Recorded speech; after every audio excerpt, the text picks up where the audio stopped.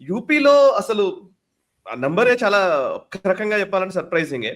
SIR active గా పనిచేస్తుంది అన్ని ప్లేసుల్లో కూడా. బీహార్ లో ఓట్ల తొలగింపు, మన వెస్ట్ బెంగాల్లో ఇందాక మీరు చెప్పారు 52 లక్షల ఓట్ల తొలగింపు, 58 లక్షలు. సో ఇప్పుడు యూపీలో సుమారు 3 కోట్ల ఓట్ల తొలగింపు జరిగినట్టుగా తెలుస్తుంది. సుమారు 2.9 crore ఓట్స్ ఇప్పుడు తొలగించారు.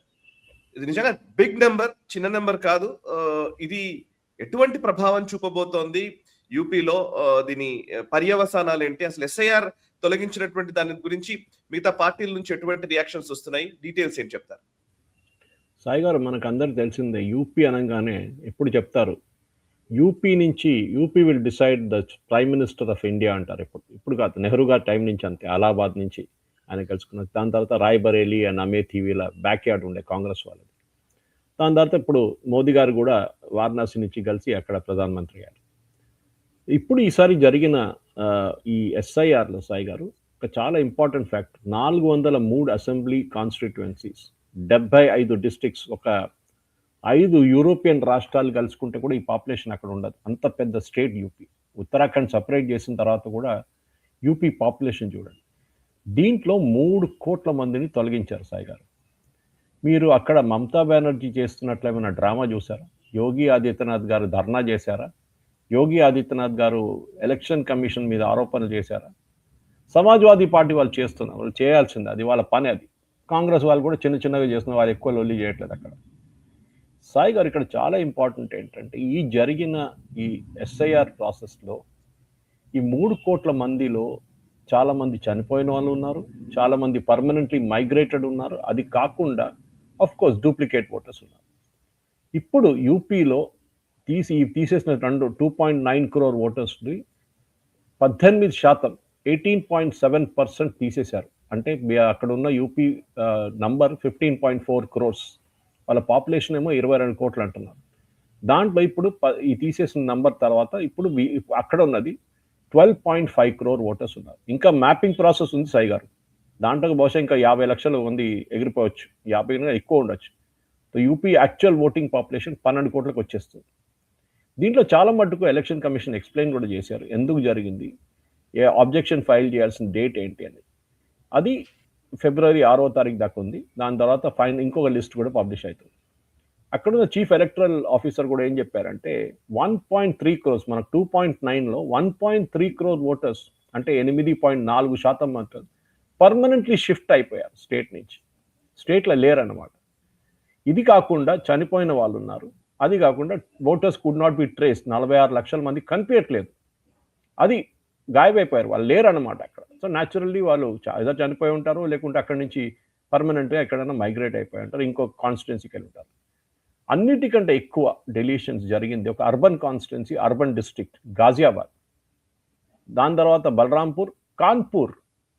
మనం ఇప్పుడు అర్బన్ కాన్స్టిట్యున్సీలో సాయి గారు ఓటింగ్ చాలా తక్కువ ఉంటుంది, 50% మంది ఓటేస్తారంటే the reason for that is this Sai గారు, ఆ ఓటర్సే లేరు అక్కడ. దానికోసం అర్బన్ ఓటర్స్ అంతా అపాథెటిక్ కాదు, వాళ్ళు ఓట్ వేస్తున్నారు. కానీ చాలా మంది డూప్లికేట్ ఓటర్స్, చనిపోయిన ఓటర్స్, ఇంకా పర్మనెంట్లీ షిఫ్టెడ్ ఓటర్స్ ఈ అర్బన్ కాన్స్టిట్యున్సీలో ఉంటారు. వాళ్ళు ఎట్లా ఓటేస్తారు? వాళ్ళు లేరు అక్కడ. సో మీకు 100 ఓట్లు ఉంటే actual number of voters is only 75. ఆ 75లో 50% మంది ఓటేస్తే ఇట్ ఈస్ యాక్చువల్లీ 64-65% వచ్చేస్తుంది, which is a good number. కానీ మన దగ్గర ఉన్న ఈ సోకాల్డ్ అనలిస్ట్ ఇదంతా అనలైజ్ చేయరు. ఈ క్లీనప్తో సాయి గారు ఇంకా ఇంపార్టెంట్. అఫ్కోర్స్ మనం యూపీ గురించి కూడా మాట్లాడాలి, కానీ దానికన్నా ముందు నేను ఒక థియరీ తీసుకొస్తున్నాను సాయి గారు, విచ్ ఇస్ దేర్, మీడియాలో తిరుగుతుంది ఇప్పుడు ఆ థియరీ. భారతదేశం పాపులేషన్ సాయి గారు 140 కోట్లు అండి. అవును.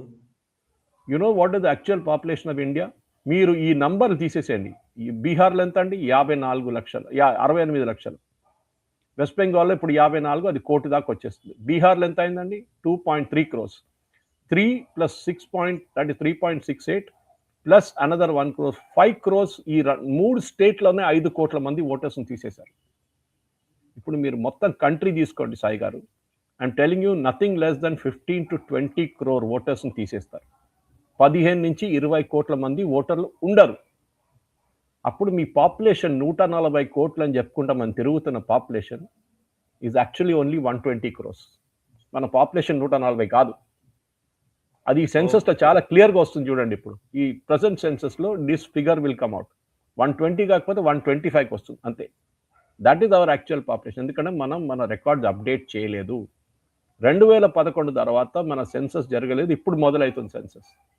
సో ఈ ఓటింగ్ ఎస్ఐఆర్ ప్రాసెస్లో చాలా మటుకు క్లారిటీ ఒకటి వచ్చేసింది. ఇంకోటి చాలా ఒక పెద్ద స్టేట్మెంట్ ఎలక్షన్ కమిషన్ సుప్రీంకోర్టులో మొన్న ఇచ్చారు సాయి గారు.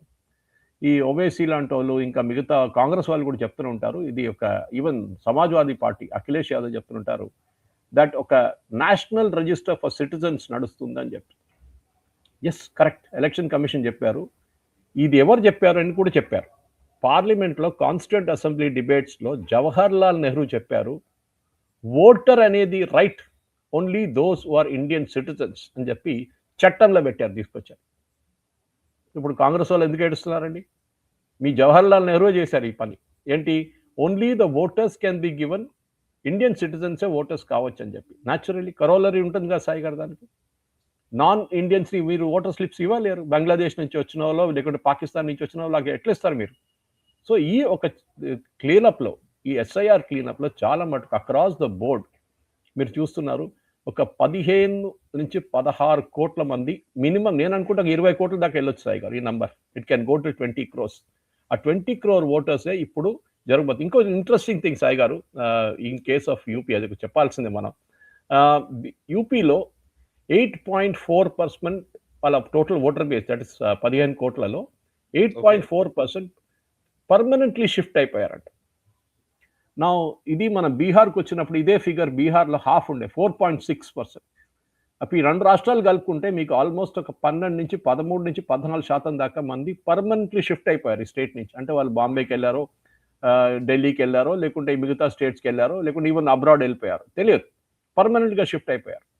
దీని మీద అఖిలేష్ యాదవ్ ఒక ఆరోపణ చేస్తున్నాను. నేను అఖిలేష్ యాదవ్ గారిని చెప్పాలనుకుంటున్నాను. డౌన్ టు అర్త్ సర్వే అని ఒక సర్వే ఉండే 2021లో సాయి గారు. దాంట్లో ఈ number migration from UP is 28.4% అన్నారు సాయి గారు. ఎలక్షన్ కమిషన్ 8.4 అంటున్నారు, కానీ డౌన్ టు అర్త్ సర్వేలో అది 28% మంది యూపీ నుంచి బయటికి వెళ్ళిపోయారు మిగతా స్టేట్స్కి. పాసిబిలీ ఎంప్లాయ్మెంట్ లేదు. ఇప్పుడు కేరళ తీసుకోండి, వెస్ట్ బెంగాల్ తీసుకోండి, అదే సంగతి అక్కడ కూడా. కేరళ నుంచి బయట బాగా ఎక్కువ మంది ఉంటారు కేరళలో ఉన్న కన్నా. అక్కడ తక్కువ బెంగాలీ వాళ్ళు, ఒడియా వాళ్ళు నడిపిస్తున్నారు స్టేట్ ఇప్పుడు. కానీ ఈ స్ట్రాటజీ ఏంటంటే ఇప్పుడు ఈ ఎలక్షన్ కమిషన్ చేస్తున్న డేటా కూడా ఇంకోసారి మనం చెక్ చేయాల్సి వస్తుంది. ఎందుకంటే 28% మంది యూపీ నుంచి పర్మనెంట్లీ మైగ్రేట్ అయ్యారు, బీహార్ నుంచి 14% మంది మైగ్రేట్ అయ్యారు. కానీ ఎలక్షన్ కమిషన్ చూపిస్తున్న డేటాలో 4% చూపిస్తున్నారు. ఇంకొక డీప్ డైవ్ చేయాల్సి వస్తుంది. ఫర్ ఎగ్జాంపుల్ ఈ ఎస్ఐఆర్లో కూడా చాలా మటుకు ఇంటికి వచ్చినప్పుడు వాళ్ళ అమ్మ నాన్నగారు ఉంటారు ఇంట్లో, వాళ్ళకి ఆ ఫామ్ ఇస్తారు, ఎస్ఐఆర్ ఫామ్, వాళ్ళది ఫుల్అప్ చేసి ఇస్తున్నారు. కానీ వాళ్ళ పిల్లలు అక్కడ లేరు, వాళ్ళు ఐదర్ అబ్రాడ్ ఉన్నారు, లేకుంటే మిగతా ఏదో స్టేట్లో ఉన్నారు. అది తప్పు, అది చేయకూడదు, కానీ చేస్తున్నారు.